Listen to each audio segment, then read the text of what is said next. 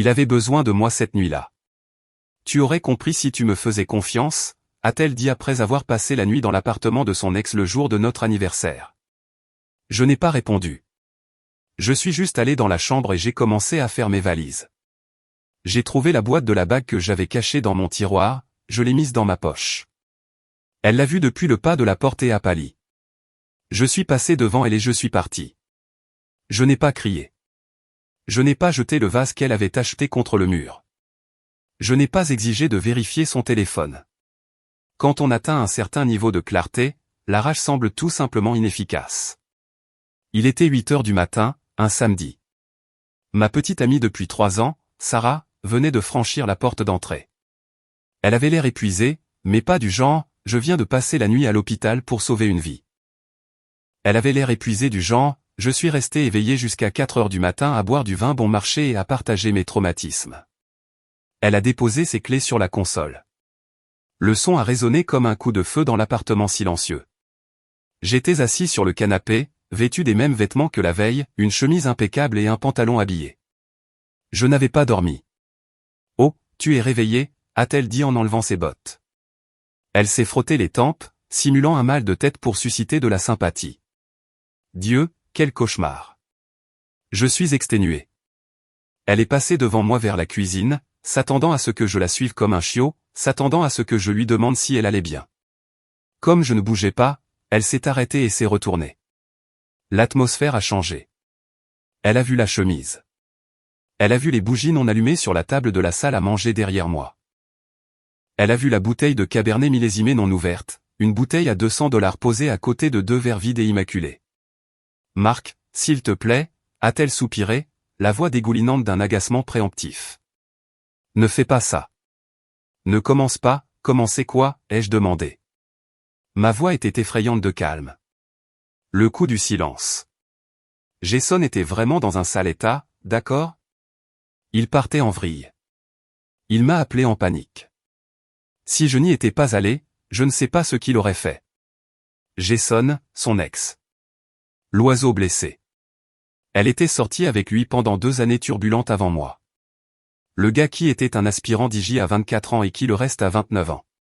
Pendant 3 ans, j'avais été le rock l'ingénieur stable qui payait les factures, planifiait les voyages et réparait les éviers qui fuient. Jason était la crise l'artiste chaotique qui n'appelait que lorsqu'il était fauché, défoncé ou seul. C'était notre 3e anniversaire, Sarah, ai-je dit. Nous avions des réservations au Le Bernardin. J'avais réservé cette table il y a 4 mois. Elle a levé les yeux au ciel. Elle les a vraiment levés. Je sais, et je m'en veux pour le dîner. C'est vrai. Mais c'était une situation de vie ou de mort, Marc. Il parlait d'en finir. Quel genre de personne serais-je si j'ignorais ça à cause d'une réservation au restaurant? C'était là. Le pivot. Elle essayait de faire de moi le méchant parce que je tenais à notre étape importante. Alors, il était suicidaire, ai-je demandé. Oui. Il était hystérique. As-tu appelé le 911? Elle s'est figée. Quoi? S'il représentait une menace immédiate pour lui-même, tu aurais dû appeler des professionnels des services d'urgence. Les as-tu appelés? Non, Marc. Je n'ai pas appelé la police pour lui. Il avait juste besoin de quelqu'un à qui parler. Il avait besoin de ne pas être seul. Je me suis levé et j'ai marché vers elle. En m'approchant, l'odeur m'a frappé. Ce n'était pas l'odeur aseptisée d'un centre de crise ou d'une salle d'attente d'hôpital. C'était distinct, une odeur de fumée de vapoteuse rance, l'acidité d'une bière hyper renversée, et sous tout cela, l'odeur musquée agressive de Santal 33 le parfum signature de Jason. Tu sens le bar miteux, ai-je déclaré. Son visage a pris une teinte cramoisie profonde et coupable. Nous. Après qu'il se soit calmé, nous avons pris un verre pour apaiser ses nerfs. Nous nous sommes endormis en regardant un film sur le canapé. Il ne s'est rien passé. Tu as raté notre anniversaire pour te saouler avec ton ex-petit ami parce qu'il se sentait seul. Il avait besoin de moi, a-t-elle crié, la voix brisée. Mon Dieu, tu es tellement complexé. Tu ne supportes pas que je me soucie des gens. Tu aurais compris si tu me faisais vraiment confiance au lieu d'être si jaloux. Cette phrase a tout brisé. Tu aurais compris si tu me faisais confiance. Je l'ai regardée, je l'ai vraiment regardée. J'ai vu la trace d'eyeliner qu'elle n'avait pas nettoyée. J'ai vu la défensive dans sa posture. Elle n'était pas désolée. Elle s'estimait en droit d'avoir ma patience. Elle s'estimait en droit d'avoir ma stabilité pendant qu'elle obtenait sa dose émotionnelle dans le chaos de son passé. Elle voulait jouer à l'infirmière pour un homme qui refusait de grandir, et elle voulait que je paie la facture de l'appartement où elle rentrait. Je n'ai pas dit un mot de plus. Je me suis retourné, je suis passé devant elle et je suis allé dans la chambre. Marc? Marc, où vas-tu? Est-ce que tu me tournes le dos? Elle m'a suivi, la voix montant dans les aigus. J'ai sorti ma valise de l'étagère supérieure du placard, je l'ai jetée sur le lit et je l'ai ouverte. Oh mon Dieu, tu plaisantes j'espère. Elle a ri, un son dur et incrédule. Tu fais tes valises parce que j'ai aidé un ami? Tu es tellement dramatique en ce moment. Je suis allé vers la commode. J'ai ouvert le tiroir à chaussettes. Marc, arrête. Parle-moi. J'ai glissé ma main au fond du tiroir, sous les grosses chaussettes en laine que j'utilisais pour la randonnée. Mes doigts ont effleuré le velours frais et duveteux. J'ai sorti la boîte. C'était une petite boîte bleu marine. À l'intérieur se trouvait un anneau en platine avec un diamant solitaire de 1,5 carat. J'avais passé 6 mois à économiser pour cela. J'avais conduit 2 heures chez un bijoutier spécifique pour obtenir la bonne taille. J'allais faire ma demande au dessert hier soir. Je me suis retourné. Sarah se tenait sur le pas de la porte de la chambre, les mains sur les hanches, prête à se lancer dans un autre discours sur mon manque d'empathie. Puis elle a regardé ma main. Sa bouche était ouverte au milieu d'une phrase, mais le son est mort dans sa gorge. Ses yeux se sont agrandis. Son visage n'a pas seulement pâli, il est devenu gris. Ses mains sont tombées de ses hanches le long de son corps, molles. L'arrogance a disparu, remplacée par une clarté soudaine et horrible. Elle a regardé la boîte. Puis elle a regardé la valise. Puis elle m'a regardé. Marc, a-t-elle murmuré. Le mot est sorti comme un étouffement. Est-ce que c'est? Est-ce que tu allais? Je n'ai pas répondu. Je n'ai pas ouvert la boîte pour lui montrer la bague qu'elle avait perdue. Elle ne méritait pas d'en voir l'éclat. J'ai simplement glissé la boîte dans ma poche. Je me suis retourné vers le lit, j'ai jeté des vêtements pour 3 jours, mon ordinateur portable et mes affaires de toilette. J'ai fermé la valise. Non, non, non, non, a-t-elle commencé à bafouiller, en entrant dans la pièce. Elle a tendu la main pour m'attraper le bras. Marc, attends. Tu allais me demander en mariage hier soir? J'ai esquivé son geste. J'ai saisi la poignée de ma valise. Marc, s'il te plaît, arrête. Parlons-en. Elle paniquait maintenant, bloquant le chemin vers la porte. Des larmes montaient instantanément, de vraies larmes cette fois. Des larmes de perte, pas de manipulation. Je ne savais pas. Si j'avais su, je n'aurais jamais décroché le téléphone. J'aurais dit à Jason d'aller se faire frais. Je me suis arrêté une seconde, juste assez longtemps pour la regarder dans les yeux. C'est ça le problème, Sarah, ai-je dit doucement. Tu n'aurais pas dû avoir besoin d'une bague pour lui dire ça. Je suis passé devant elle. Elle a essayé d'attraper la poignée de la valise, ses ongles raclant le tissu, mais je l'ai retiré. J'ai marché dans le couloir, ses pas résonnant lourdement derrière moi. Tu ne peux pas simplement partir.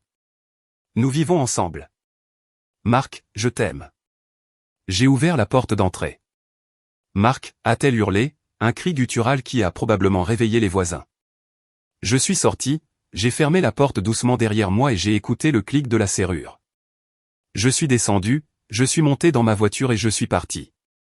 Je n'ai pas allumé la radio. J'ai juste conduit en silence, me sentant plus léger que je ne l'avais été depuis des années.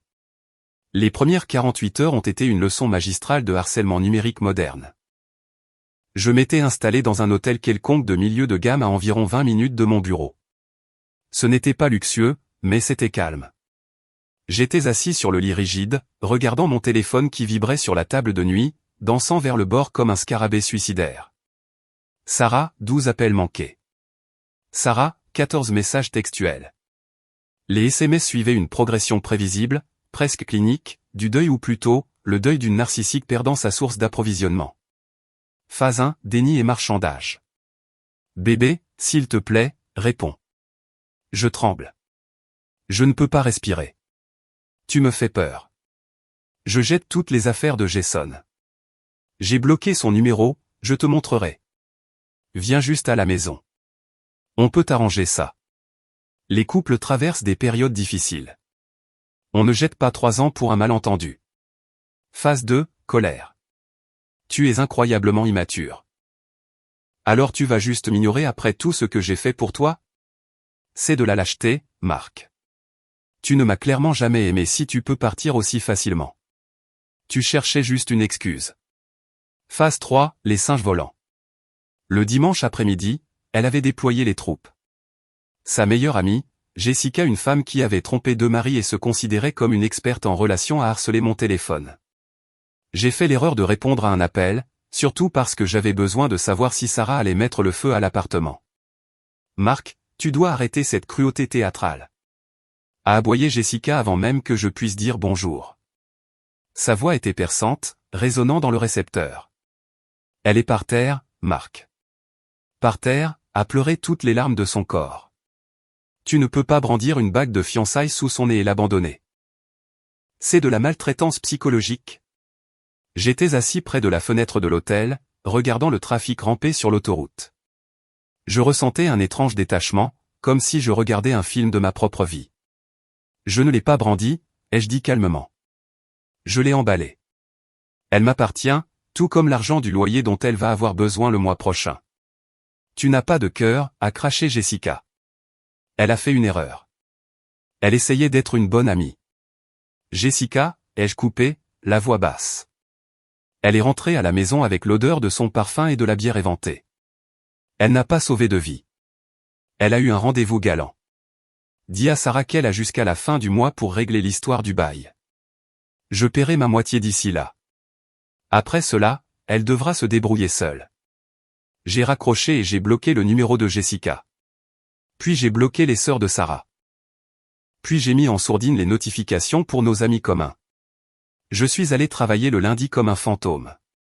Je me suis concentré entièrement sur les feuilles de calcul et les charges structurelles.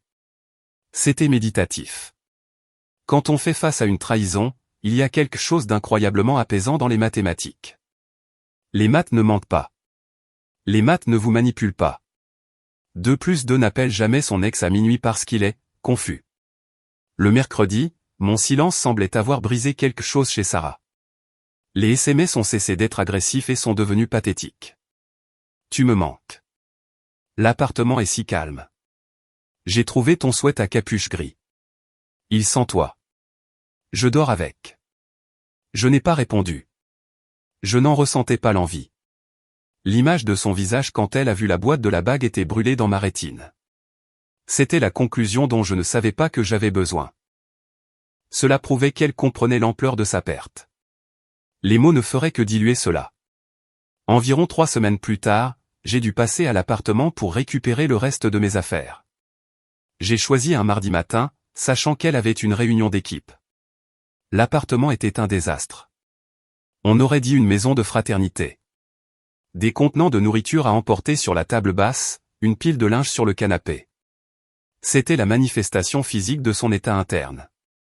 J'ai emballé mes livres, ma machine à expresso et le reste de mes vêtements. Alors que je chargeais le dernier carton dans ma voiture, ma voisine, Madame Gable, est passée avec son carlin. Madame Gable était le système de surveillance du quartier. Marc, a-t-elle salué en s'approchant. Je ne vous ai pas vu. Est-ce que tout va bien? Sarah a eu pas mal de visites ces derniers temps. J'ai marqué une pause. J'ai déménagé, Madame Gable. Nous avons rompu. Elle a pris un air conspirateur. Oh. J'avais supposé.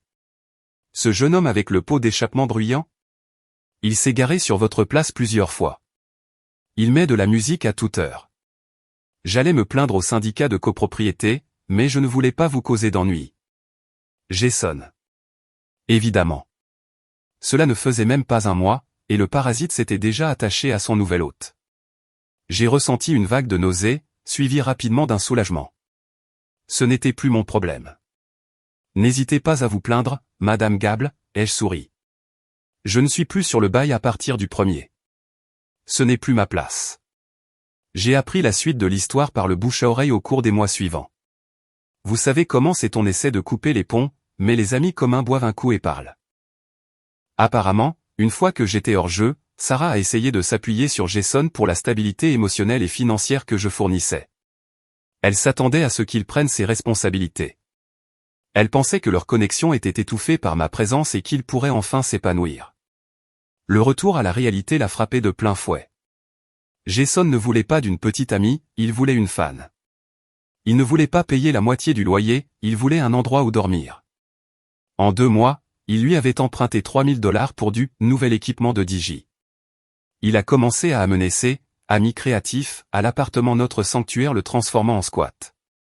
Quand elle lui demandait de contribuer ou de nettoyer, il utilisait les mêmes phrases avec elle qu'il avait utilisées avec moi: tu étouffes ma créativité. Tu es trop coincé. Arrête d'agir comme ma mère. L'ironie était si savoureuse qu'elle aurait pu donner la goutte. Le clou final a été enfoncé au 4e mois. J'étais sorti prendre un verre avec un ami, Dave, qui suivait toujours Sarah sur Instagram. Mec, a dit Dave, faisant glisser son téléphone sur la table. Regarde ça. C'était une story que Sarah avait publiée. Juste du texte, fond noir, petite police blanche, le signal universel d'une dépression. C'est drôle comme on peut gâcher la meilleure chose qui nous soit arrivée pour quelqu'un qui nous traite comme une option.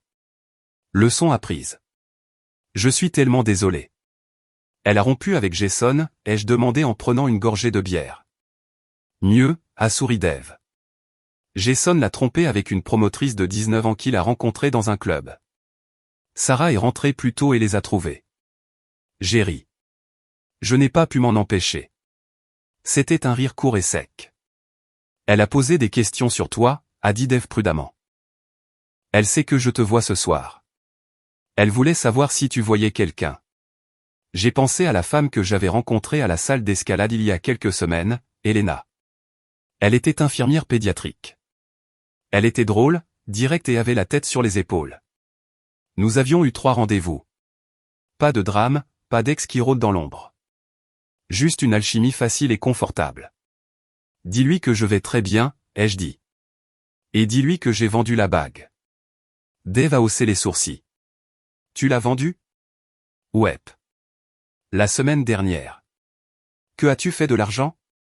J'ai acheté la Ducati vintage dont je parlais depuis 5 ans, ai-je dit, faisant signe à la serveuse pour l'addition.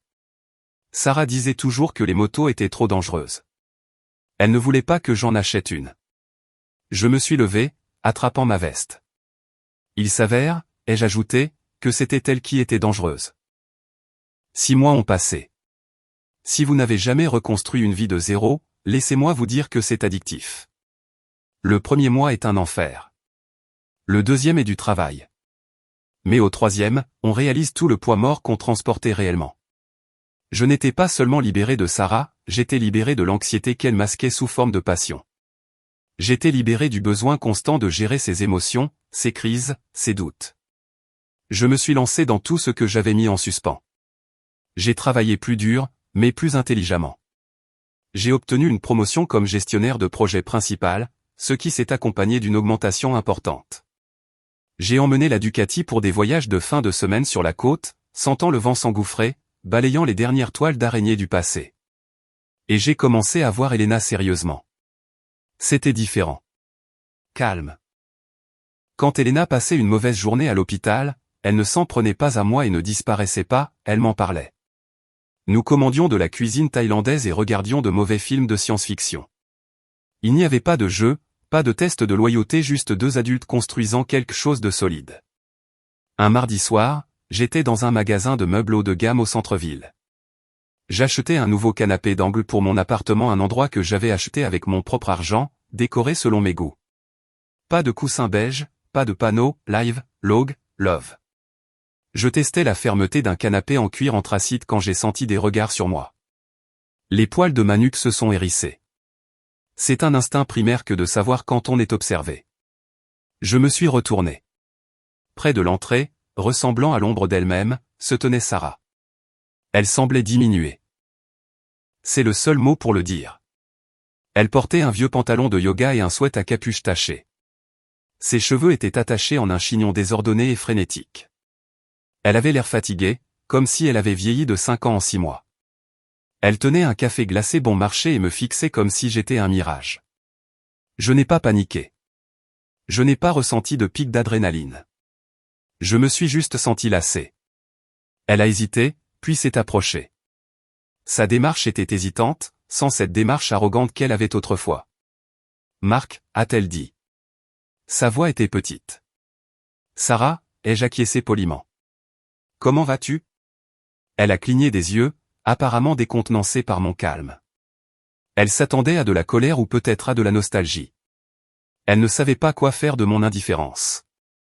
Je vais bien, a-t-elle menti. Ses yeux ont parcouru ma tenue, une veste ajustée, de bonnes bottes. Elle a regardé le canapé coûteux contre lequel je m'appuyais. Tu as l'air en pleine forme. Heureux. Je le suis, ai-je dit. Vraiment. Elle s'est mordu la lèvre. J'ai vu les rouages tourner. Elle cherchait une ouverture. J'ai entendu parler de la promotion, a-t-elle dit. Dave me l'a dit. Félicitations. Tu as toujours travaillé si dur. J'ai toujours dit que tu dirigerais cet endroit un jour. Tu as dit en fait que je travaillais trop et que je manquais de spontanéité, les jeux corrigés gentiment. Mais merci. Elle a tressailli.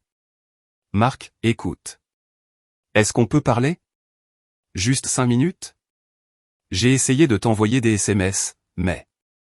Je t'ai bloqué, Sarah. Je sais. Je sais que tu l'as fait, et je le méritais. Elle a fait un pas de plus, envahissant mon espace personnel. L'odeur de café éventé et de désespoir était palpable. Mais je dois dire ça. J'ai besoin que tu saches que j'ai tout gâché. Jason. Il était une erreur. Une énorme et horrible erreur. J'ai regardé ma montre pas pour faire un coup de force, mais parce que j'avais réellement prévu un dîner. Je sais, ai-je dit. Je suis au courant. Il était violent, Marc. Émotionnellement, il s'est servi de moi. Il a vidé mes économies. Je dors sur le canapé de Jessica en ce moment parce que je ne pouvais pas payer le loyer de l'ancien appartement toute seule. Des larmes commençaient à couler de ses yeux. J'ai réalisé quelque chose. Chaque fois qu'il me traitait comme de la haine, je pensais à toi. Je pensais à quel point je me sentais en sécurité avec toi. À quel point tu ne me faisais jamais sentir anxieuse. Elle a tendu la main, la sienne flottant près de mon bras. Nous me manquons, Marc. Mon meilleur ami me manque. Je sais que j'ai trahi ta confiance, mais les gens grandissent. J'ai grandi. Nous pouvons recommencer lentement. Je peux me racheter. C'était le moment. La scène qu'elle avait répétée sous la douche pendant des semaines. Le plaidoyer. J'ai regardé sa main. Puis j'ai regardé son visage. Je me suis souvenu de l'anniversaire.